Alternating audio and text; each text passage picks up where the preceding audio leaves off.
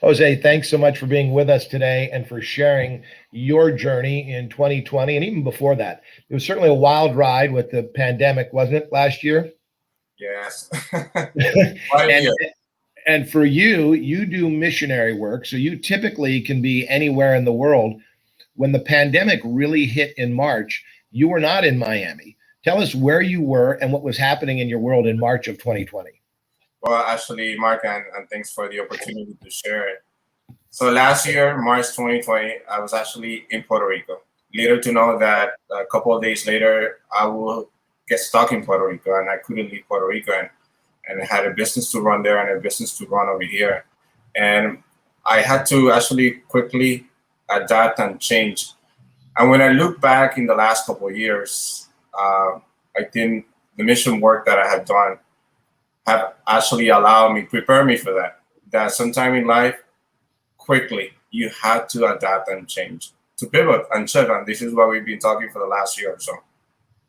So tell us, you had food truck businesses that you had just set up there, right? And then what happened? Yeah, so I had after Hurricane Maria, I started building another business in Puerto Rico, a food truck business. It took me about 18 months to open the business.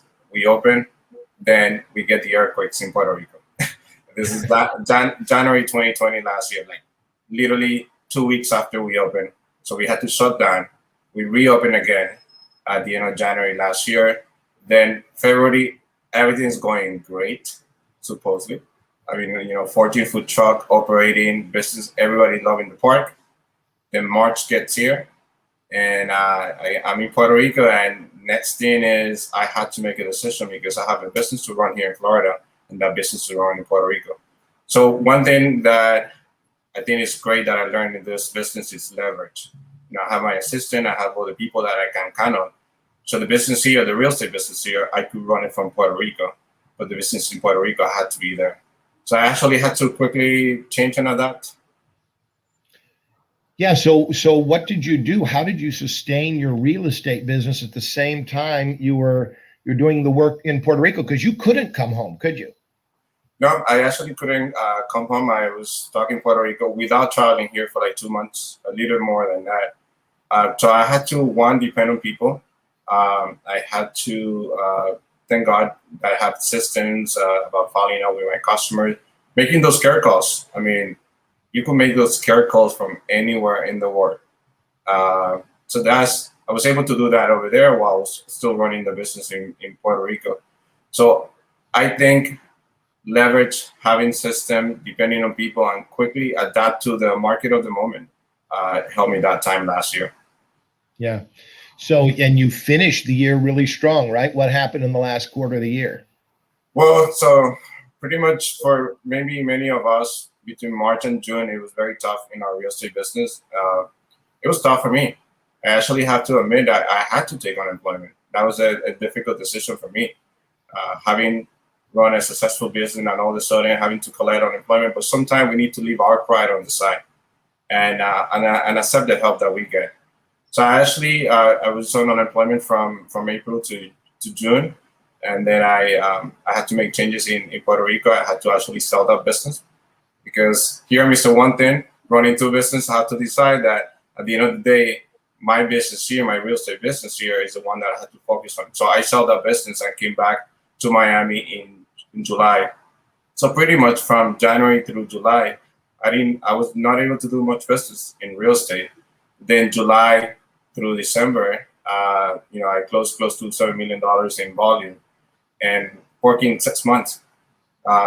So I realized that if I focus on that one business and I still excel on it, I'm going to do good. So that's what I decided for 2021.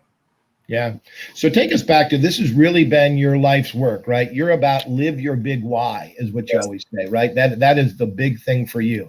This started back in 2010. There was a conversation that changed your life. What happened? So 2010, I became bankrupt. November 1st, I became officially bankrupt. I was done with real estate. If someone would come to me and talk to me about real estate, I was done. I was on my way out. If Mark, you would tell me, you know what, let's go and do missionary work in South America, Central America, I would have picked up my backpack and go with you.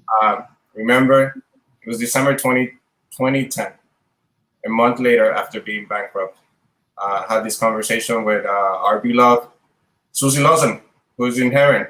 And and I remember that she knew about my journey about becoming Christian and accepting Jesus as my savior and wanting to actually follow him and his purpose in my life. And she asked me, "Do you know the core values of Keller Williams?" And I said, "Susie, I've been here for about a year and a half. Honestly, no. What is it? God, family, then business." Mark, just imagine that we walk into this room and it's dark and somebody just turned on the lights. And that's what she did for me. So I told her, "So that means that I can serve God through my job?" She go like, "Absolutely." So that was a mindset change for me. That was a mindset shift. And I literally got out of my bankruptcy within a year. And from that point, every year kept just getting better. And it was just that conversation. And that conversation that connected with my big why. Yeah, and your big why is what, Jose? So my big why is to build businesses that provide a residual income and allow me the time, money, and flexibility to do the things that I love doing, which is travel, spend time with my friends and family, and serve the Lord through the different ministry I'm involved with, and actually leave a legacy before I leave this world. Wow, that is powerful. And you've put this to work all over in Guatemala, in the Bahamas, in Puerto Rico, of course. One of the big relief efforts you were involved in was back in 2017, and your dad was in the middle of the hurricane that hit Puerto Rico, right? Right? Tell us that story. Yes, so it's interesting, Mark, because that big why, I wrote it in December 2010. I'm bankrupt, didn't know what to do, but I read it and I still in an email from December 2010. So throughout the years, for the next 10 years, I got involved heavily in my church with missionary, and then 2017 came in. Right? Remember having that conversation with my dad. It was 5:30 that Wednesday when the hurricane was about to hit. And the last thing he told me was, "Son, this is the worst thing I have experienced." And that for anybody can be a big deal, but my dad is a veteran from the Vietnam War. So for him to say that, I knew that it was a big deal. He said, "Sliding door broke, water is coming in underneath, and I'm enclosed in the master bedroom and I cannot leave." And from there, I didn't hear about him for 3 days. 3 days you don't hear from him. Wow. And I knew that moment when I had that last conversation with him, I knew that I had to do something. I actually immediately, right after that conversation, I actually booked a trip to Puerto Rico. You were still allowed to make a reservation. It was later canceled, but ultimately, I heard from him 3 days later, and I landed in Puerto Rico on the fourth day. And from that point, I was able to actually get him out, and then I got stuck there. But I got stuck there doing something that I love. So God had put in my heart, you're going to go to Puerto Rico, you're going to get your dad out, and you're going to start feeding people. Little to know, we were there for 4 months. I was traveling back and forth between Miami and Puerto Rico. We served over 40,000 hot meals. We fed 1,200 people for Thanksgiving. We gave 250 gifts and toys for Christmas. And we changed people's life. This has really been the staple of your life, right? Is doing missionary work. That God family business thing to you really means use your business, your real estate business, to fund your lifestyle and your family that you want to be with, but also the legacy you're leaving through all this missionary work, right? Yes, Mark. When I think about it, I see a lot of people, they say, when I have money, when I get older, when I do this, then I will do what I really want to do. So for me, I'm proud to say that I've been able to live my big why along the way. If I leave this work tomorrow, I'm glad that I was able to live my big why and leave a legacy. So the trip to Puerto Rico just prepared me for the following mission, the following trip. The following year was Guatemala. The earthquake that killed thousands of people in Guatemala. I was able to travel there for the summer. We brought first aid kits. We met with the firefighters there. And that prepared me for Bahamas in 2019. And thanks to our beloved Keller Williams family, together we were able to do big things in the Bahamas.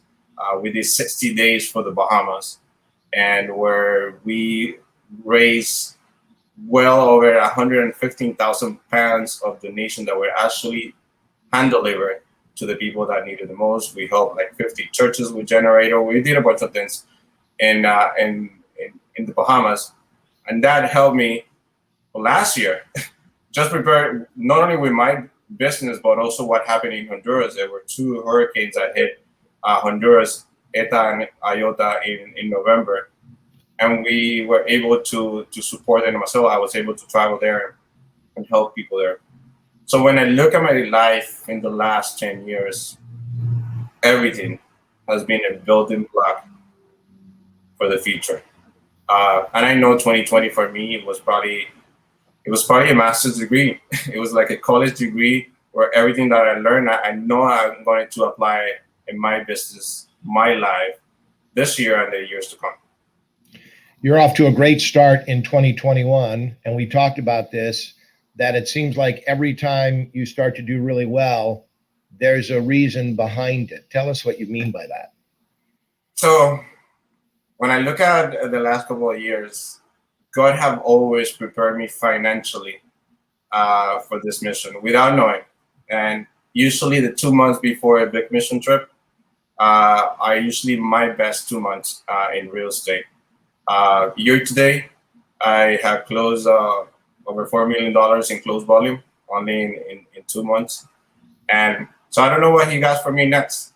All I know is that I'm willing, whatever he put in my heart and in front of me, and that I know that he got my back, not only personally, spiritually, but also financially. Yeah. Your spirit tells you there's another need that's coming and you're just being prepared for it. Yes. Yeah. Well, we are so grateful for you sharing your story today. You are such an inspiration to all of us. We're grateful to be business partners with you, but also friends with you. And we thank you for sharing this morning. And we're grateful that you're here to help and serve Keller Williams people and people around the world. Thank you, Marco.